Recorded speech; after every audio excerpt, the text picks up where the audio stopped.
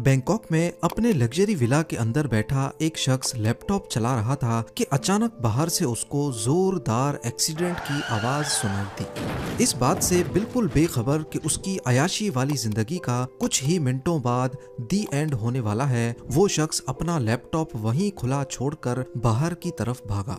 कहने को तो एक लड़की ने अपनी टोयोटा कैमरे उसके विला के गेट से जा टकराई थी, पर असल में एक नहीं, दो नहीं, बल्कि 7 मुल्कों की पुलिस इस दिन का पिछले कई सालों से इंतजार कर रही थी।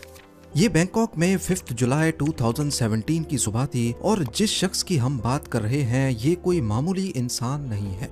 ये मल्टी मिलियनेयर बादशाहों वाली जिंदगी गुजारता था। दिन को पोर्शा, शाम को BMW और रात को लैम्बोर्गिनी चलाता था।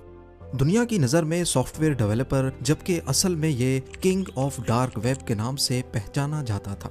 वो शख्स जिसने सालों से अपनी आइडेंटिटी को छुपाए रखा, एक छोटी सी गलती उसका सब कुछ बहा गई। प्रॉपर्टीज, पैसा, दौलत, गाड़ियां और उसकी जान भी। पर आखिर वो छोटी सी गलती क्या थी और कैसे 7 मुल्कों की पुलिस ने कोलैबोरेशन के साथ दुनिया के सबसे वांटेड डार्क वेब किंग को ढूंढ निकाला। नाजरीन, ये 2010 की बात है जब डार्क वेब आहिस्ता आहिस्ता उठ रहा था।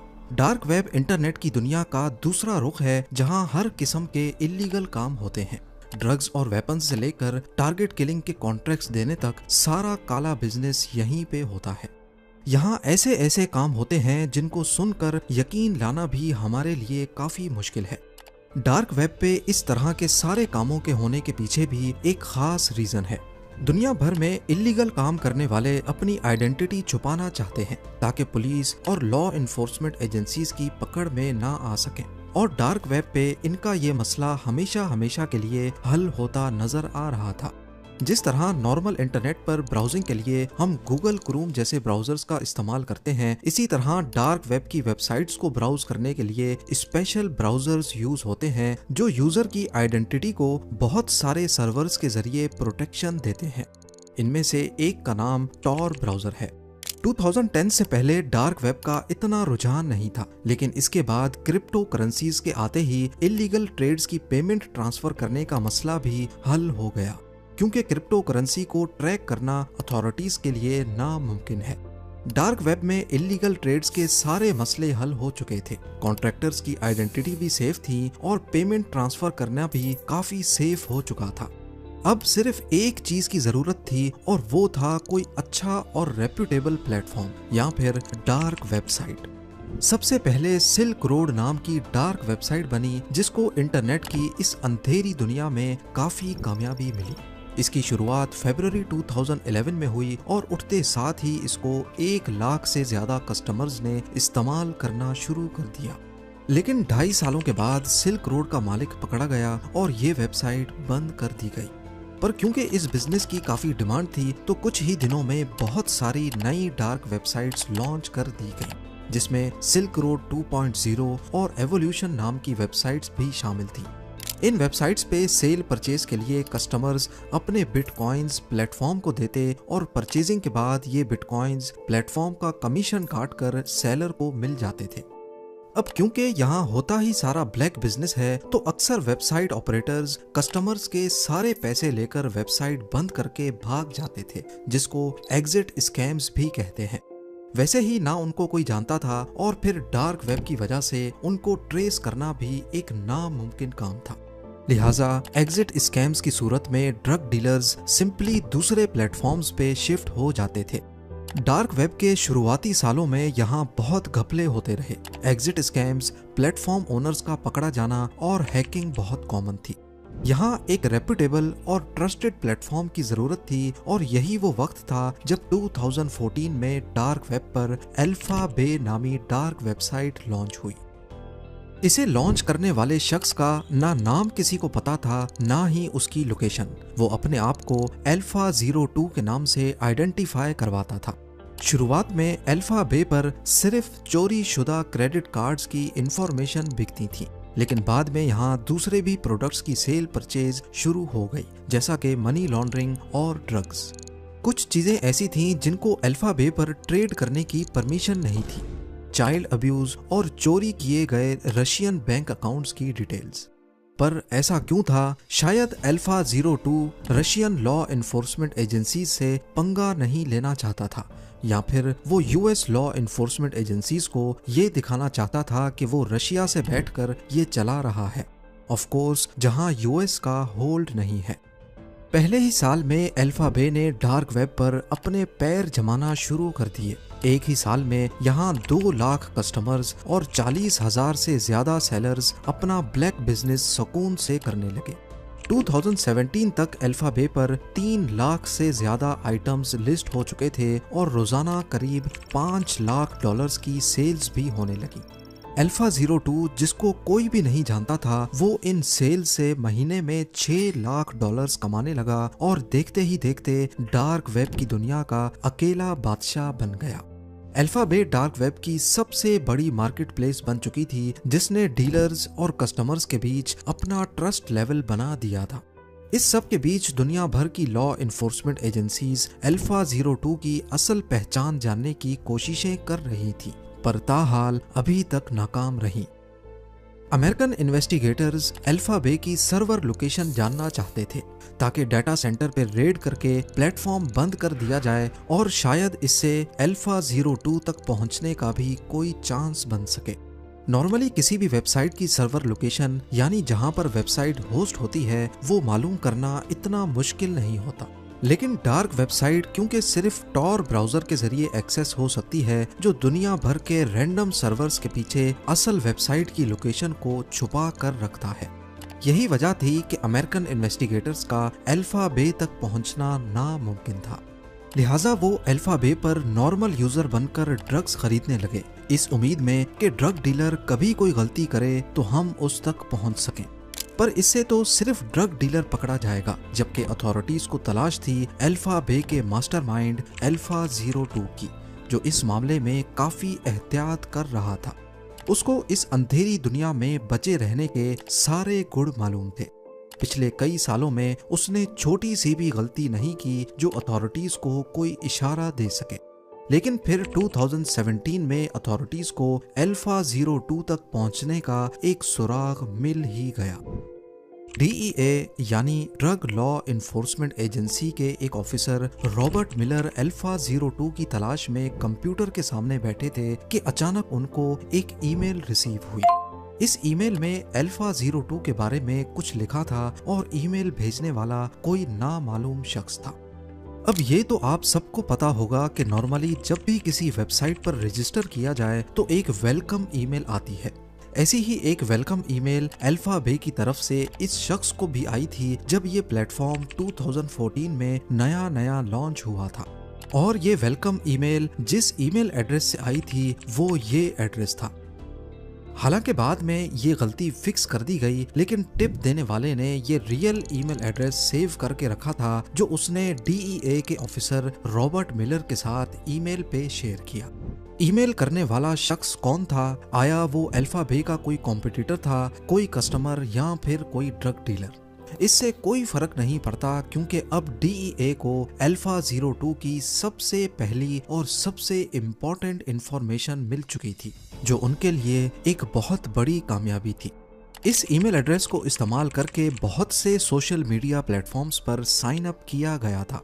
skyrock.com एक फ्रेंच सोशल मीडिया प्लेटफॉर्म था जिस पर इसी ईमेल एड्रेस के जरिए एलेक्स नाम से साइन अप किया गया था, और इन्वेस्टिगेशन टीम को इसमें एलेक्स की 2008 और 2009 की फोटोज भी मिल गई, जो कि शायद अल्फा 02 की ही थी।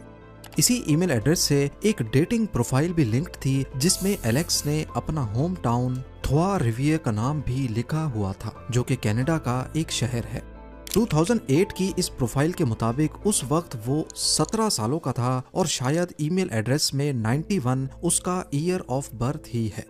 इसी ईमेल को इस्तेमाल करके 2008 में ही उसने एक फ्रेंच टेक्नोलॉजी फोरम पे भी पोस्ट किया था, जिसमें उसका यूजर नेम अल्फा 02, जबकि पोस्ट के आखिर में उसका असल नाम लिखा हुआ था, अलेक्जेंड्री केजेस। अथॉरिटीज के पास अल्फा 02 का असल नाम आ चुका था, लेकिन वो है कहां पर? लिंक्डइन की प्रोफाइल पर अलेक्जेंड्री ने खुद को सॉफ्टवेयर डिजाइनर शो किया हुआ था, जबकि उसकी करंट लोकेशन के बारे में सबसे बड़ा क्लू फेसबुक से मिला। अथॉरिटीज को फेसबुक पर थाईलैंड की एक लड़की की प्रोफाइल मिली जो अलेक्जेंड्री की मंगेतर थी। शायद अलेक्जेंड्री केजेस थाईलैंड में ही रहता होगा। इस टिप की मदद से अमेरिकन अथॉरिटीज बैंकॉक पहुंच गईं और थाईलैंड अथॉरिटीज के साथ मिलकर उन्होंने ये मालूम कर लिया कि अलेक्जेंड्री ने बैंकॉक में कई प्रॉपर्टीज खरीद रखी हैं। ये वक्त उसको पकड़ने का नहीं बल्कि चुपके से उस पर नजर रखने का था। उसका एक विला था जहां वो अपनी थाई बीवी के साथ रहता, दूसरा $3 मिलियन का मेंशन बैंकॉक के बाहर था जहां वो अपनी अयाशियां करता था। फुकेट में एक हॉलिडे होम और एक विला वो साइप्रस में खरीदने वाला था। एजेंट्स ने उसकी सारी हरकतों पर नजर रखना शुरू कर दी। वो अपनी लैम्बोर्गिनी में बैंकॉक घूमता, इस बात से बिल्कुल बेखबर कि थाईलैंड, अमेरिका और कनाडा के एजेंट्स उसका पीछा कर रहे हैं। अपनी रोजमर्रा जिंदगी में डार्क वेब का किंग एक नॉर्मल इंसान था। वो सुबह जल्दी उठता और तकरीबन सारा दिन घर में ही रहता था। इस सब के बीच अथॉरिटीज ने उसको अरेस्ट करने का प्लान बनाना शुरू कर दिया, पर मसला ये था कि अगर उसको ऐसे ही अरेस्ट कर लिया गया तो कोर्ट में साबित नहीं हो पाएगा कि यही शख्स अल्फा बे का मालिक है। इसीलिए इन्वेस्टिगेशन टीम चाहती थी कि इसको रंगे हाथों पकड़ा जाए जब वो अपने लैपटॉप पे काम कर रहा हो। अल्फा बे बेशक ही डार्क वेब की सबसे बड़ी मार्केट प्लेस थी, लेकिन इसका भी कॉम्पिटिटर था। यूरोप में हेंसा के नाम से एक डार्क वेबसाइट फेमस थी जिसने यूरोपियन अथॉरिटीज की नाक में दम कर रखा था। जिस वक्त अमेरिकन्स अल्फा बे के मालिक अलेक्जेंड्री को अरेस्ट करने के मंसूबे बना रहे थे, उसी वक्त यूरोपियन इन्वेस्टिगेटर्स को एक भरपूर कामयाबी मिली। उन्होंने हेंसा मार्केट की सर्वर लोकेशन का पता लगा लिया था, शायद किसी मुखबर की मदद से। वो हेंसा मार्केट के सर्वर बंद नहीं करना चाहते थे क्योंकि इससे कोई फायदा नहीं होगा, बल्कि हेंसा मार्केट नए सर्वर्स पर दोबारा चला दी जाएगी। उन्होंने चुपके से उसके सर्वर्स का डेटा कॉपी किया और एडमिन की चैट पढ़ने के बाद वो ये पता लगाने में कामयाब हो गए कि हेंसा मार्केट का मालिक जर्मनी में रहता है। यूरोपियन अथॉरिटीज ने जर्मन फेडरल क्रिमिनल पुलिस के साथ मिलकर हेंसा मार्केट के मालिक को ढूंढने की कोशिशें शुरू कर दी। इसी दौरान अमेरिका की FBI ने यूरोपियन अथॉरिटीज को बताया कि वो अल्फा 02 को अरेस्ट करके अल्फा बे बंद करने जा रहे हैं। अमेरिकन, यूरोपियन और जर्मन अथॉरिटीज समेत टोटल 7 मुल्कों की एजेंसीज ने इस ऑपरेशन को एक नया रंग देना चाहा, जिसको ऑपरेशन बेयोनेट का नाम दिया गया। प्लान के मुताबिक यूरोपियन अथॉरिटीज ने FBI को कहा कि वो अल्फा 02 को तब तक अरेस्ट ना करें जब तक हम यूरोप की हेंसा मार्केट पर अपना कंट्रोल हासिल ना कर लें। ये एजेंसीज का काफी चालाक फैसला था। डार्क वेब पर नॉर्मली ये होता है कि जब एक वेबसाइट बंद होती है तो डीलर्स और कस्टमर्स सिंपली दूसरी वेबसाइट पे शिफ्ट हो जाते हैं। हेंसा मार्केट क्योंकि दूसरी बड़ी डार्क वेबसाइट थी, इसीलिए जब अल्फा बे बंद होगी तो सारे डीलर्स हेंसा मार्केट पे शिफ्ट हो जाएंगे, जो कि पहले से यूरोपियन अथॉरिटीज के कब्जे में होगी। इससे हजारों नए डीलर्स को पकड़ा जा सकेगा। ऑपरेशन बेयोनेट एक तरह का हनी ट्रैप था।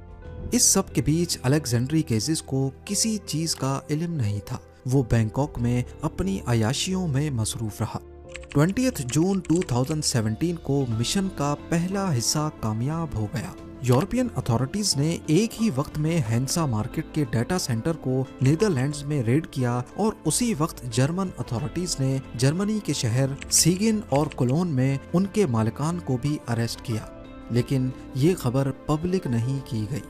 हेंसा मार्केट अब यूरोपियन अथॉरिटीज के कंट्रोल में थी और इस बात का डार्क वेब पर किसी को भी इल्म नहीं था।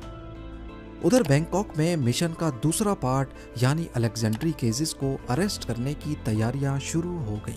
DEA, FBI और थाई अथॉरिटीज चाहती थीं कि अलेक्जेंड्री को रंगे हाथों पकड़ा जाए जब उसका लैपटॉप और उसका मोबाइल खुला हुआ हो। इसी मकसद से उन्होंने टोयोटा कैमरे में अपनी एक फीमेल एजेंट को बिठाकर टास्क दिया कि वो अलेक्जेंड्री के विला पर जाकर झूठ मूठ का एक्सीडेंट करे और गाड़ी उसके गेट पे ठोक दे। इससे होगा ये कि अंदर मौजूद अल्फा 02 या अलेक्जेंड्री अचानक अपना सब कुछ खुला छोड़कर बाहर निकलेगा। खुशकिस्मती से वैसा ही हुआ जैसा प्लान किया गया था। 5 जुलाई 2017 की सुबह को जब टोयोटा कैमरी अल्फा 02 के गेट से टकराई तो वो खुला लैपटॉप छोड़कर अपना अनलॉक्ड मोबाइल लेकर बाहर निकला। उसी वक्त कई ऑफिसर्स ने उसको पकड़ लिया और अंदर जाकर उसके लैपटॉप का कंट्रोल संभाल लिया, जिसमें अल्फा बे का कंट्रोल पैनल खुला हुआ था। अलेक्जेंड्री केजेस रंगे हाथों पकड़ा जा चुका था। अथॉरिटीज ने लैपटॉप की छानबीन के बाद उसके सारे पासवर्ड्स कॉपी कर लिए। उसकी गाड़ियां, प्रॉपर्टीज और $1 मिलियन की क्रिप्टो करेंसीज जब्त कर ली गई। पर यही अलेक्जेंड्री कोर्ट में पेश होने से पहले ही मरने वाला था। अलेक्जेंड्री को अरेस्ट हुए अभी 1 हफ्ता ही गुजरा था कि उसने कस्टडी में ही खुद को पंखे से लटकाकर अपनी जान ले ली। सिर्फ एक छोटी सी गलती डार्क वेब के किंग का सब कुछ बल्कि उसकी जान भी ले गई। उधर अल्फा बे को बंद करने के बाद जैसा सोचा गया था, सारे डीलर्स और कस्टमर्स ने हैंसा मार्केट का रुख किया, जो कि खुद यूरोपियन अथॉरिटीज के कब्जे में थी। हजारों नए डीलर्स भी पकड़े गए और हफ्ते बाद हैंसा मार्केट को भी हमेशा के लिए बंद कर दिया गया। उसी दिन यूएस जस्टिस डिपार्टमेंट ने ऑफिशियली इस ऑपरेशन के बारे में प्रेस कॉन्फ्रेंस की और डार्क वेब के 2 बड़े प्लेटफॉर्म्स को बंद करने की खबर मीडिया से शेयर की। उम्मीद है ये वीडियो भी आप लोग भरपूर लाइक और शेयर करेंगे। आप लोगों के प्यार भरे कमेंट्स का बेहद शुक्रिया। मिलते हैं अगली शानदार वीडियो में।